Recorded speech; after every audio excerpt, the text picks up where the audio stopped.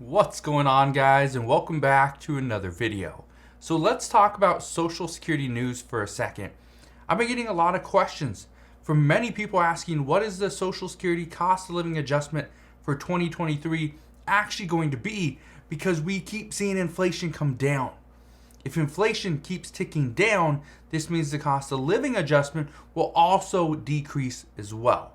So I want to give you the projections for 2023 based off of what we are likely to see on October 13th, because that will be when the inflation report for September comes out. So that will be a very pivotal day. Now, here's the other thing.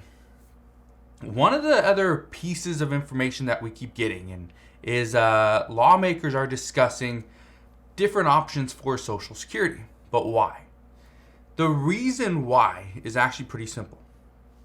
People on a fixed income during times of high inflation usually suffer because their income is fixed. It doesn't go up with inflation. They're not getting a wage increase.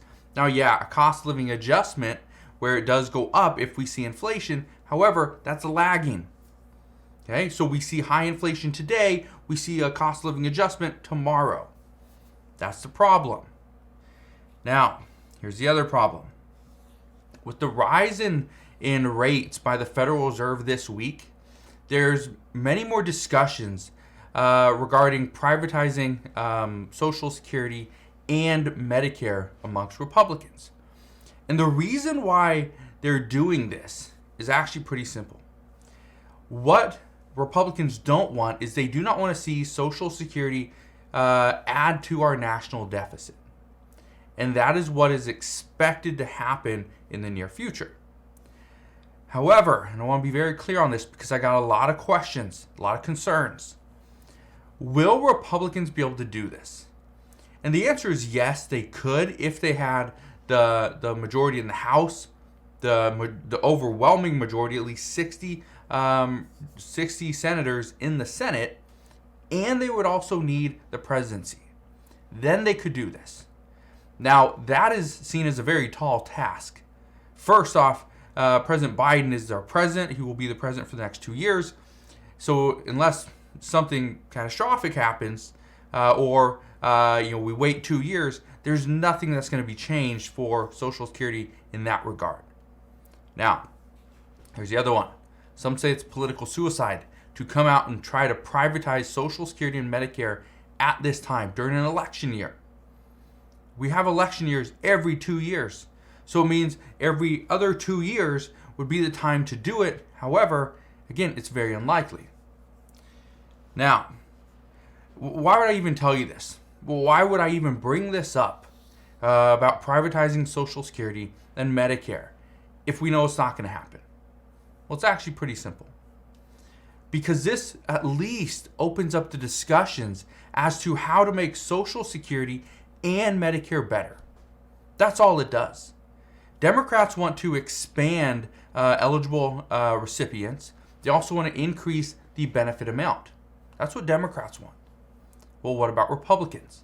And I hear it all the time. Republicans just want to just to get rid of Social Security. Well, it's not necessarily true, because Social Security and Republicans have agreed it is necessary for certain people. But what Republicans want is they want to reduce eligible recipients. And by reducing the amount of eligible recipients, that would actually increase benefits to those that truly need them. And it would shore up Social Security. That is where the fight begins. Now, I'm not saying, I agree with, any one of these. Okay? But keep in mind that privatizing Social Security and Medicare, it would also give these large insurance companies even more profits.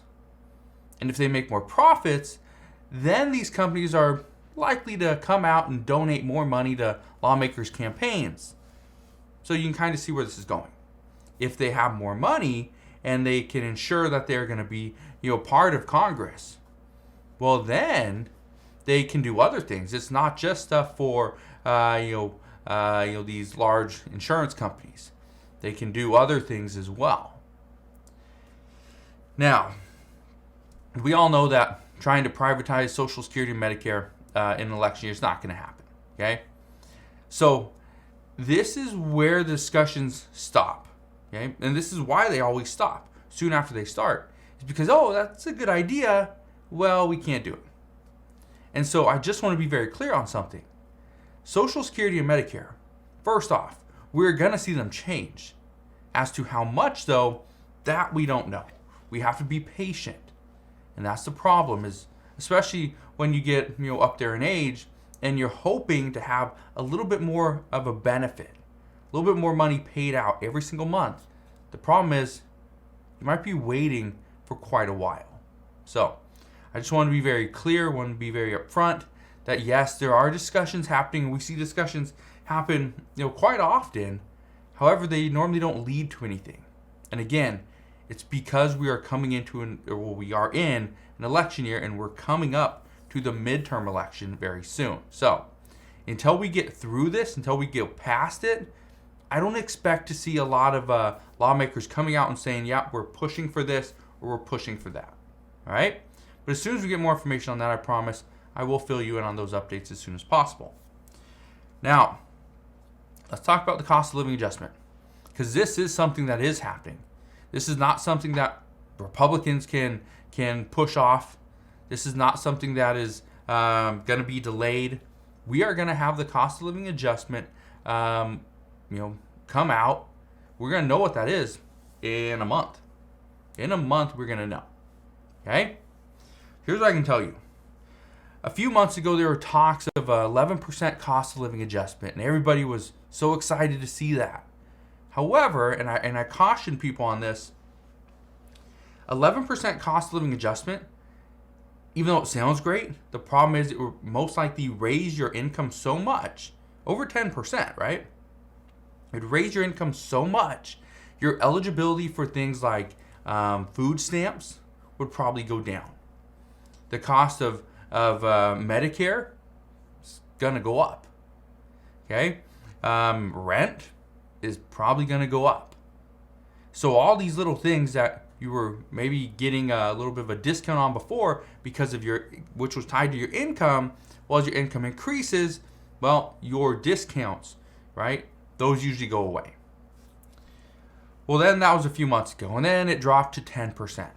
People were still questioning, well, it's still pretty high. I wonder what we're actually going to get. And some people kept saying, oh, well, what we know is going to happen is we're going to see the CPI report come out, and inflation's going to drop. And it does this every year because the government doesn't want people on Social Security to have, nice things, to have money to survive and live off of. Well, it's looking more and more likely, because then it went from 10% down to 9%, and now we're actually sitting with a cost of living adjustment expectation of 8.7%. That would be roughly $144 per month as an increase. But here's what you need to keep in mind. The CPI report for September, this comes out on October 13th.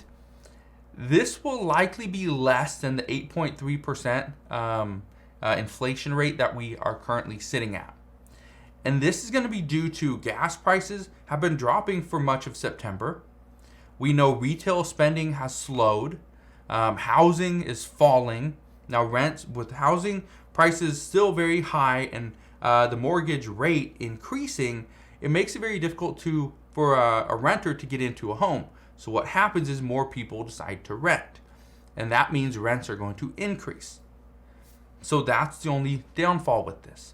But the American consumer, the American consumers are slowly stopping how much money they spend. So that's actually good news for inflation. However, good news for inflation, when inflation comes down, so does the cost of living adjustment. Now, while expectations are sitting at about a 8.1% inflation rate for September, this would also likely bring down the cost of living adjustment from 8.7%, which is the current expectation, to somewhere around 8.5%. So instead of $144 per month, you would get about $140 per month. Okay, about a $4 difference. Now, I just want to throw this out there. A few months back, we were talking about a $160 per month increase, and it keeps going down.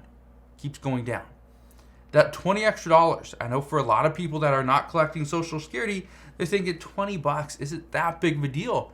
Yes. If you only have $150 or $200 to work with at the end of the month, $200 is a huge chunk of change. If you only have $200 for the month to begin with, $20, that is 10%. That's 10% of your monthly income. Okay? So yes, it is a big deal. But that's kind of where we're at this point, is inflation's coming down.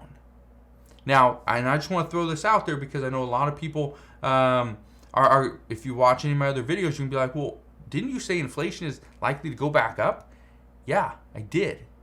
But not in September. September, inflation is expected to still go down. My expectation is once the midterm elections are over and gas price, especially coming at the end of October, because at the end of October, what's going to happen is the federal government is not going to be pulling 1 million barrels of oil out of our strategic petroleum reserves. So what that means is gas prices are going to go back up.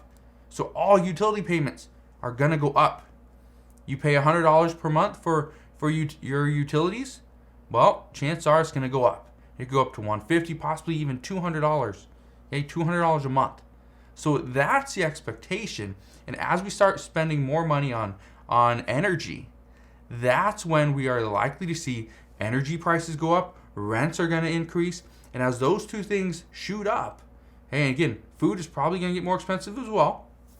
As those three things get much more expensive, it will likely lead to higher inflation. Now, I'm not saying higher than 8.3%, but we could drop to, let's say, 8.1, then it might tick up to 8.2, 8.3, and it might hover there for a little bit. Again, we don't know, but I will be here every step of the way. I will fill you in on all the latest news and updates. Again, just want to thank you guys for watching. Have a wonderful rest of your day. Consider subscribing, and I'll see you guys on the next one.